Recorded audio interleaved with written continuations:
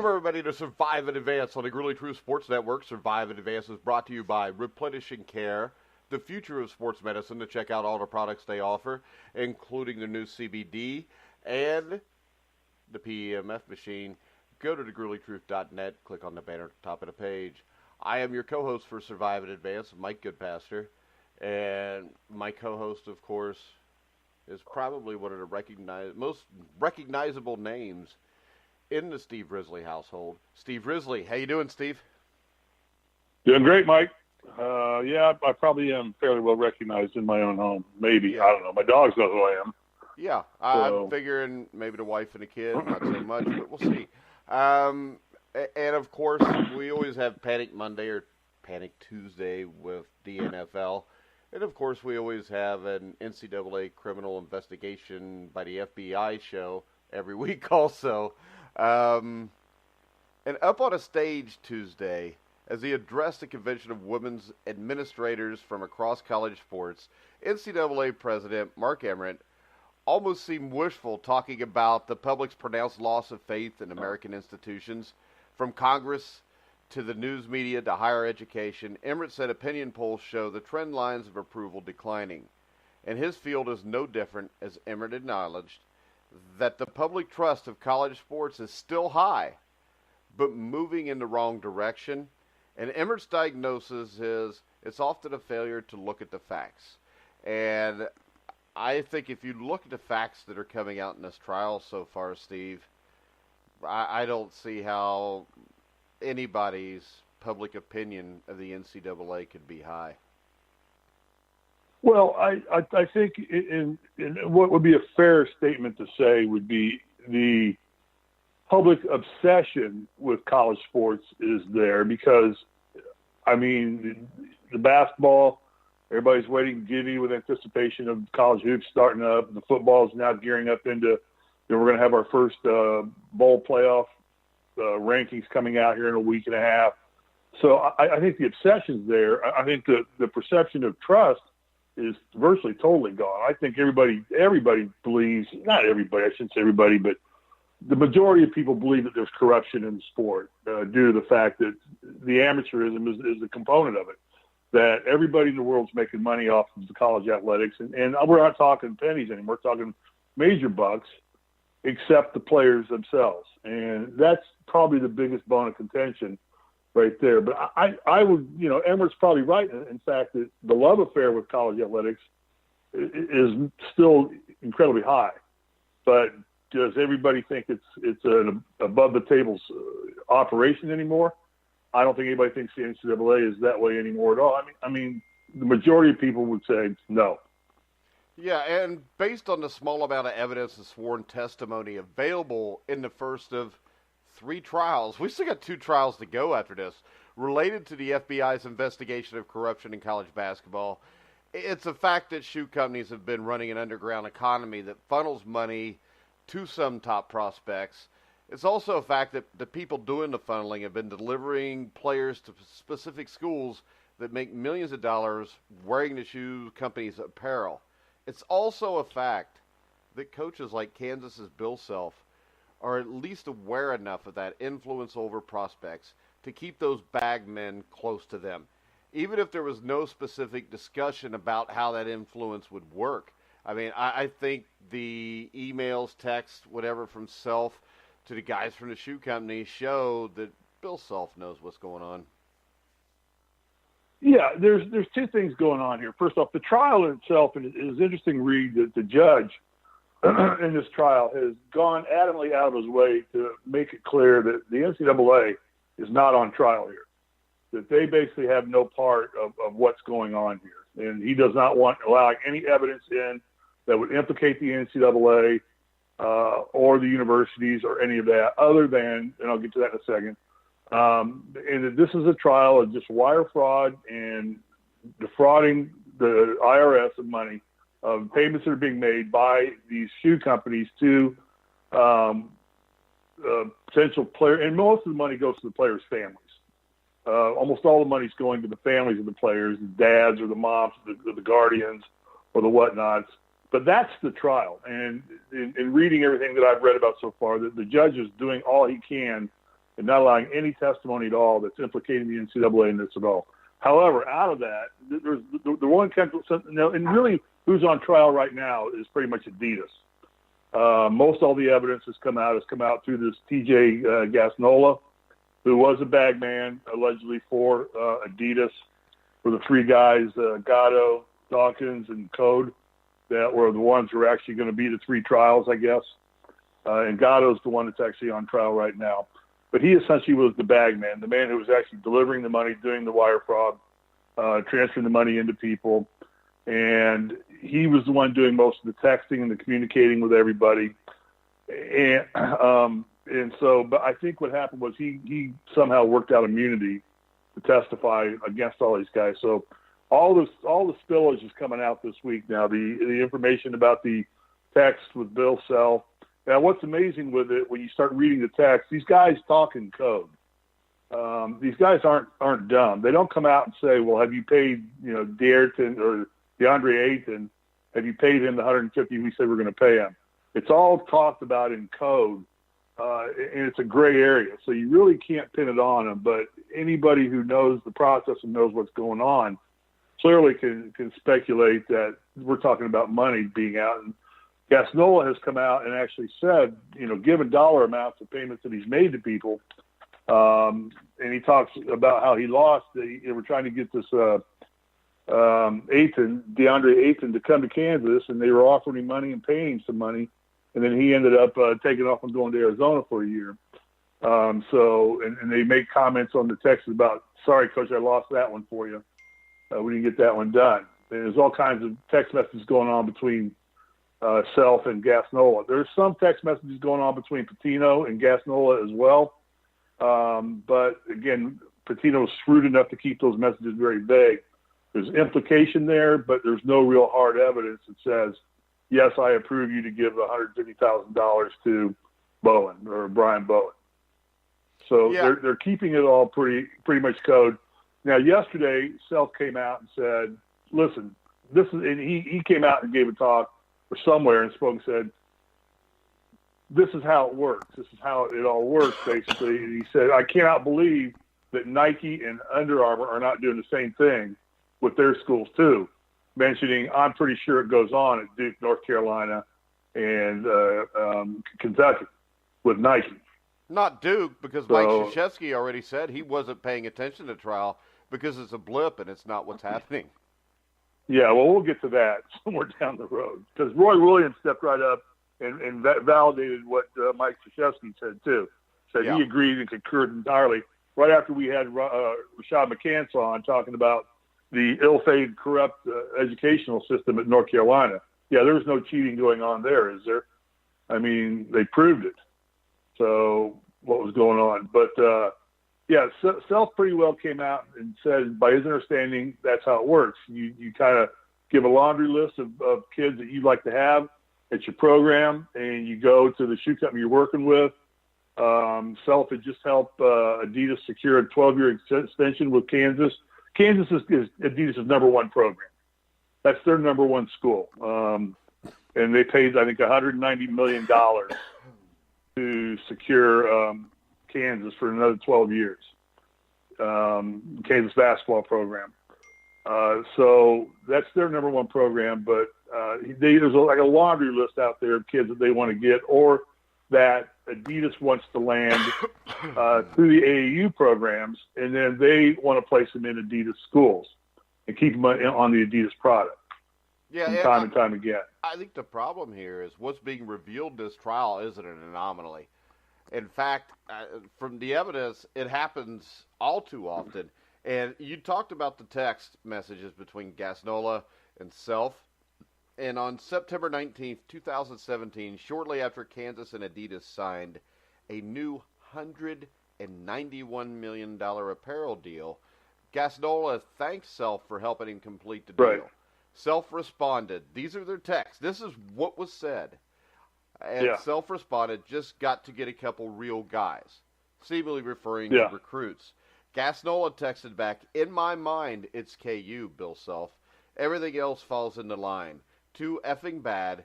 That's what's right for Adidas basketball, and I know I'm right. The more you have lottery picks and you happy, that's how it should work in my mind. Self responded, that's how it does work. At North Carolina and Duke, Gasnola answered, it works that way at Kentucky also. And, he says, I promise you I got this. This is what Gasnola told Self. I never let you down before, except DeAndre Ayton, LOL. Right. We will get it right.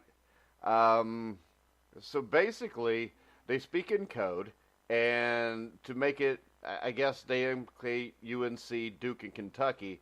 So I guess if yourself, you figure they're not going to take me down, because then they have to take down North Carolina, Duke, and Kentucky also. And there's no way the four biggest programs in college football or basketball are being taken down by the NCAA, because it would be cutting off their nose to spite their face. Well, see, in some of the accusations out there being made are that really this is only really dealing with the Adidas arm of the whole process right now, too. Oh, yeah, it's like that in every one of them. You know that. Well, there's speculation now that the prosecution has evidence on Nike and Under Armour as well, and that it will probably come out in subsequent trials. That this is not germane just to Adidas, and there is speculation the prosecution does have the same type of evidence and possibly the same type of bagman situation with Nike and with Adidas or with Under Armour. Because we know Under Armour just signed Notre Dame. They just signed UCLA. And those were like over $200 million contracts that they signed with those programs to pick up. So it's going on. But, yeah, it's the process of, like you said, and you basically read the text I was quoting off of. That's exactly the text that went out about how this process works. So, but now you've got Kansas, potentially you've got North Carolina, Duke, North Carolina State, which we know is implicated because Gasnola has told them that he had made payments to players at North Carolina State.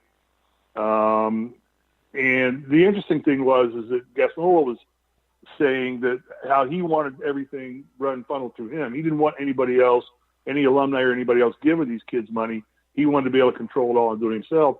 That way he would have a better position to place kids in universities and schools that he wants to. So, it starts boding down to a lot of players that haven't even been implicated yet, but are ending up at Adidas schools, big blue chippers. And, we can think of one in particular that there's been some speculation of it, of money being changed hands, but no real proof, hard proof. But it makes you wonder if other schools are going to be implicated as well. It sounds like most every big blue chip Adidas school has probably participated in this in some way or fashion. Yeah, and it seems to me that and this has happened forever. If you go back to John Wooden with his car salesman guy, and what these head coaches are going to do is they're going to say, well, we didn't know. And it's an absolute lie. I mean, we talked about Coach K and what he said, but the thing that stuck out to me is on the same day he said that was the same day as Kansas assistant coach Curtis Townsend discussed financial request of the family of Duke freshman Zion Williamson during a phone call with one of the defendants in the Adidas college basketball corruption trial. And according to a defense argument made in court on Tuesday, Mark C. Miller, an attorney for former Adidas employee Merrill Code, tried unsuccessfully to get the phone call entered into evidence, but discussed it with Judge Louis A. Kaplan while the jury was not present in a federal courtroom in Manhattan. The defense contends that no players, including Williamson himself, were directly involved in making financial requests. Moore told Kaplan in this call between Mr. Code and Mr. Townsend says, hey, but between me and you, he asked about some stuff, And I said, well, we'll talk about that, you decide. So basically what happened here is Williamson chose Duke over Kansas, Kentucky, North Carolina, South Carolina, and Clemson. Nike sponsors all those schools except for Kansas, which is sponsored by Adidas.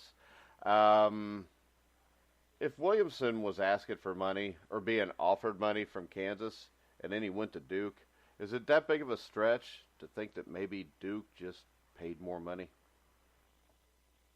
No, that's the implication. Certainly, that's the implication right there. And they were talking. They go on to say that isn't a coincidence that Duke's had the number one recruiting class the last 3 years how they rate classes. Duke had the number one class of new recruits coming in.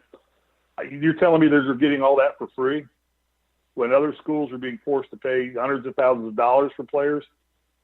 And other schools are offering hundreds of thousands of dollars for players. And North Carolina is routinely in the top 20 in recruiting classes of major universities. Now, I get it. Those are good basketball schools. There's no doubt about that. But I think it's pretty naive to sit there and think that that Duke is everybody's just clamoring to go to Duke, and families from indigent players or indigent families turning down hundreds of thousands of dollars and cars and houses so their kid can go play basketball at Duke when he's not going to be there more than a year or two anyway. I think that's naive to think that's happening. Yeah, and Duke coach Mike Krzyzewski, as we referred earlier in the show, called the investigation a blip. He said, I think it's minute. I think it's a blip. It's not what's happening. I heard Roy. When I heard what he said, I understand that. I'm not exposed to. We haven't lost guys to cheating. I'm not aware of that. I haven't paid attention to that because that hasn't been affected. Roy Williams, the UNC coach last week, said he was dumbfounded by the FBI's findings in an investigation into corruption in college basketball. He also said apparel companies have never offered to recruit for him. The world that people are acting like goes on all the time. It does not go on all the time, Williams said. That world that they're explaining out there, that world that's on national news, I am not familiar with that in any way, period. I mean, obviously, Roy Williams and Mike Krzyzewski feel that they are above the law, which so far they have been, and they are basically playing their fans for suckers. Because I guarantee you this, whenever we post this show on a North Carolina site or a Duke site, all we get is hate. It's like, this is a lie. Coach Krzyzewski would never do this. And I'm sorry, but Coach Krzyzewski is doing this. Coach Calipari is doing this. Coach Williams is doing this. They're all doing this. I find it hard to believe that they're not. I find it very difficult to believe that it's not going on. Now, like I said, those are Nike schools, and we'll have to see if it bears out, if anything comes out of the Nike camps, and if they have any evidence on Nike doing the same process. But, there's a twofold story here. What's really on trial right now is really not anything to do with corruption in basketball per se. I mean, what all this is forcing, what's happening is the NCAA at some point is going to have to deal with this. I don't know if they'll have to, Steve, because with these trials... Well, they don't have to. You're right. That's exactly right. Yeah, they don't have to. These trials could go on for 3 or 4 years. And by then, I mean, Krzyzewski and Williams are old dudes. I mean, hell, they might just all retire. Nothing ever happens to them. They got to do what they wanted to do, and everything is fine. And then the NCAA will come out and say, well, the problems we had at that school, are gone now, so we don't have to worry about it. And the thing is this, when you look at it, I don't think, and I already talked about North Carolina, Duke fans, Kansas fans, Kentucky fans, and how they respond to this trial. And when you look at that, I think that the fans of these schools and the fans of college basketball, college football, whatever it is that's up entailing, just don't care. They just want their team to win. They don't care how they do it. I mean, you were lucky. You played at Indiana at a time where nothing like that was going on. But I would bet you money that in the 1970s, you're not talking about $100 million or $100,000 payment to a player, but players were offered stuff. Oh, sure. Well, I mean, I can say I was offered stuff, not anything on this caliber. I mean, when I was recruited by different schools, there was innuendo about, basically it always boiled down to some spending money and a car was basically as high as it ever got. And that came up a couple times, but it was never, nobody ever came out and said, here's a car. we'll give you this car, we'll give you this money. But there was innuendo from the people that were taking you around that, worded sometimes like, hey, what kind of car do you drive? Well, I've got a 1968 Torino GT with optional dents and rust. And they go, well, we'll make sure that you're able to get around town campus all the time while you're here. We'll take care of that. So there was that kind of implication that was going on, even back then. And again, I was a All-American player, but not of the caliber of these guys that are out there today. So I can imagine what was going on. I don't think it ever happened at Indiana. I don't think Indiana recruited that type of player. Knight never had that type of player in his program, other than Isaiah. And I don't think Isaiah did it. I never saw it. Trust me, Isaiah's car was worse than mine. So, but I think it's just so rampant now with schools that it's commonplace. And you're right. Just let it go. What's the deal? Well, it goes back to the same thing as pay the athletes. Give the athletes some compensation part of the process. Ooh. Now, when I look at that, I was looking at something else on the internet that we'll talk about in a minute because I know you watched it last night. So I think in the end, what we got is they're just going to cover their asses. And in the end, nothing's going to come of this. And if it does, it's going to come years down the road. And like I said, when you look at ESPN, they'll do a 2-minute thing, tell you what happened. But it's not like on First Take they're arguing this for 10 minutes. No. And again, what's interesting about this, we'll keep doing updates on it. It's ongoing. I mean, it's just ongoing. And now, this week was the first time now that this Gasnola guy's been on trial or been out on the stands, really starting to implicate universities. And I think that's where the trial gets interesting. I don't really think anybody really cares about the money laundering stuff because really, surprisingly, the money's not as big across the board as I thought it would be. They're talking payments of $10,000. Yeah, but see, the thing is this. That's a lot of money. When you pay $100 or $200 million to a school, there's not a whole lot of money left for the players there either. And the thing is this. If they sign – see, we had – Mary on the one time to argue whether players should be paid or not. And right. I wish we had that to do again because we obviously annihilated her on that anyways. But then when you bring up $100 million or $190 million going to the school, I mean, how could you not pay the players just out of the freaking shoe money? Yeah. But again, not every school's getting that kind of money either. No, but all Division I schools are probably getting money. Cut. Yeah, sure. I'm sure Indiana, because Indiana is 100% Adidas. I mean, their football program's Adidas. Everything in Indiana is Adidas. So I'm sure they're raking in a good chunk of change. And Indiana is still, a Big Ten school. It's still a basketball power. It's still a very notoriety, university. I'm sure that they are taking in a ton of money. So, yeah. But the question I have is the money being paid out of this $190 million, or is that being paid on top of that money? Let's see. So I figured I would do a search for a small D1 school just to see if they had a shoe deal. I found they do, but I am looking to see how much that is. Terms of the deal were not disclosed. I'm looking at Towson State, which is a Division I school that not many people know about. And it says they extended the deal with Towson for another 5 years. But I don't see... They're probably in the neighborhood of maybe hundreds of thousands of dollars or maybe a million or two, but what they're getting mostly is equipment for free, is what I bet.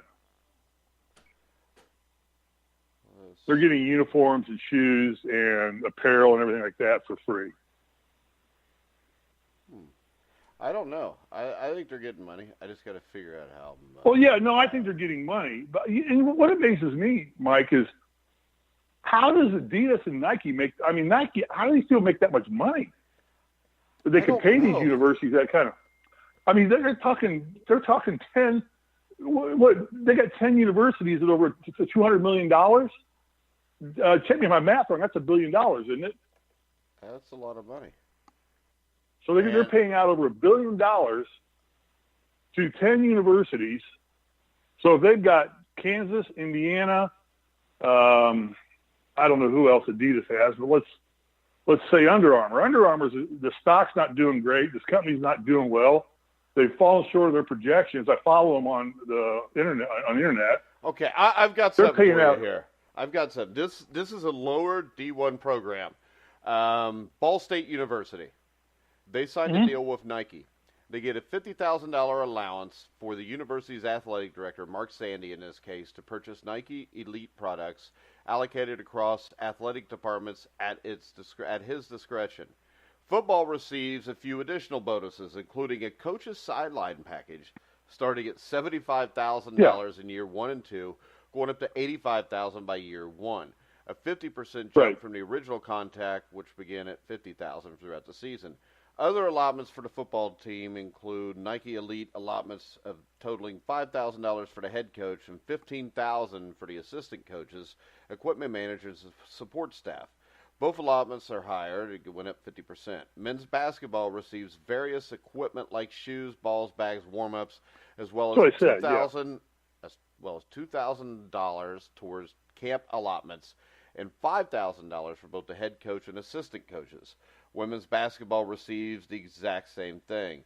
So this deal, Nike has a 15-year, $250 million deal with Ohio State. So this deal, when you look at what they get for Ball State, is approaching anywhere from between $500,000 to $1 million a year. So that means that's for Ball State. Right. Now, given Ball State did play 2 big games on TV this year, they did play Notre Dame and they did play Indiana, didn't they? Both those games were televised. Yeah, they played both of those. Yeah, both those games were televised. So that's beneficial to Nike right there to have those Nike uniforms on. Other than that, what value does Ball State bring to Nike? I knew that there was a lot of going on. I knew that there was money going to Coach Knight back when I was playing. But, I mean, it's legit to pay the coaches. There's nothing wrong with that. That's just a contract to Coach Knight because we were all forced to wear Adidas shoes. Because I had trouble with Adidas shoes, I know. They were not built right for my feet. I ended up breaking some bones in my feet because of the lack of support on the shoe. But rather than just put me in a different shoe, which I had always worn Converse in high school, they made me doctor my foot up to fit into an Adidas shoe because Coach had a contract with Adidas. All right, now so I don't think that the University of Alabama Birmingham signed a 5-year, $500,000. So it looks to me like for the lower level D1 programs, they're getting basically about $100,000 a year in all the Nike equipment they can take. So that's what I said. Over 300 Division I schools in basketball. I mean, when you look at it like that, this is an ungodly amount of money. Yeah, I don't know. I don't know how the shoe companies are selling that much product, really, truthfully. I mean, I can't say the last time I bought a pair of basketball shoes. I mean, I probably have 2 or 3 pair that are 10 years old that I got from either a golf outing or attending some kind of IU function. But, I mean, every time we go down to an IU golf outing, there's an IU players reunion or something like that, there's an Adidas bag waiting for you with your name on it. It's chock full of Adidas gear. So, and that's for guys like me, 60 years old. But Adidas will have a nice bag. They'll have some shirts in it, sweatpants, sweat top, maybe a pair of shoes.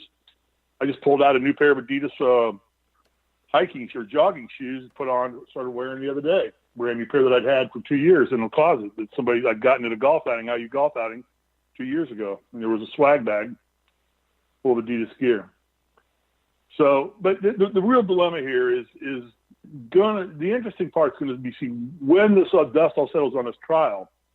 What does the NCAA do? No. I mean, if they do nothing, then Emmer's prediction of the belief of corruption and public perception of the NCAA is going to tank big time, because this is going to continue to be in the news and continue to come out. Although everybody knows that the NCAA is corrupt, they don't care. They just want to see their games. They want to see their team win. At Alabama, nobody cares what Nick Saban is doing to win. They just care that he wins. And the only time that they care is when it backfires. I almost think that they applaud it because it gets the players they want to keep their programs up top. Yeah. I mean, I think that the Ohio State Buckeye fans were thrilled to death to knowing that Nike's out there spending money on top athletes to keep the Buckeyes undefeated in football and, on top of the Big Ten basketball standings, as well as all the other sports. All right. But the NCAA is going to have to deal with this in some fashion as more of this comes out. But I give the coaches credit. I do think guys like Krzyzewski and Williams they probably should just keep their mouths shut and just let this thing ride. I don't know if they should be out there drawing attention to themselves right now because they're going to be questioned about it repeatedly anyways. But yeah, they should just say no comment. I don't know anything. No about comment. It. Yeah, leave me alone. Leave us. We have no comment on this. We run a clean program, and that's all I can tell you. But to make a general statement that this is a blip or this stuff's been going on in college athletes for as long as we can remember. So. All right, Steve. So it's ongoing. We'll have another update. We'll keep you updated on it. At least once a week, we will be on here doing a show about this. Tomorrow, you want to do an NBA preview show? Yeah, I think we should. I watched the Celtics and Sixers play last night. Good game. Celtics looked a little sluggish. Sixers looked strong, but the Celtics came out and won big in the end. The Golden State game was all right. I think Golden State won, didn't they? I don't know because I started watching the Dodgers game, and then before I fell asleep because I switched to baseball. Yeah. I guess for you, the Dodgers game ended at about 2:30 in the morning. For me, it ended at like 11:30. So yeah, I woke up and was watching the post-game show at 3:30 in the morning, so I know it went late. So tomorrow we will have an NBA season preview episode. And then, of course, by the time we get to Thursday and Friday, we'll do an NCAA football preview and an NFL football preview. Tonight, Indiana Basketball Weekly Show with myself, Steve Risley, Colin Hartman. You can check that out at 8 o'clock live. At 9:30, me, Brian Schmidt, Robert Drummond will be back with CFL Weekly Show. Of course, Robert Drummond, 4-time Grey Cup champion. You can catch us on iHeartRadio, iTunes, Spotify, Stitcher, pretty much anywhere you find sports podcasts, you'll find The Grueling Truth. So for Steve Risley, I'm Mike Goodpaster. You've been listening to The Grueling Truth, where the legends speak.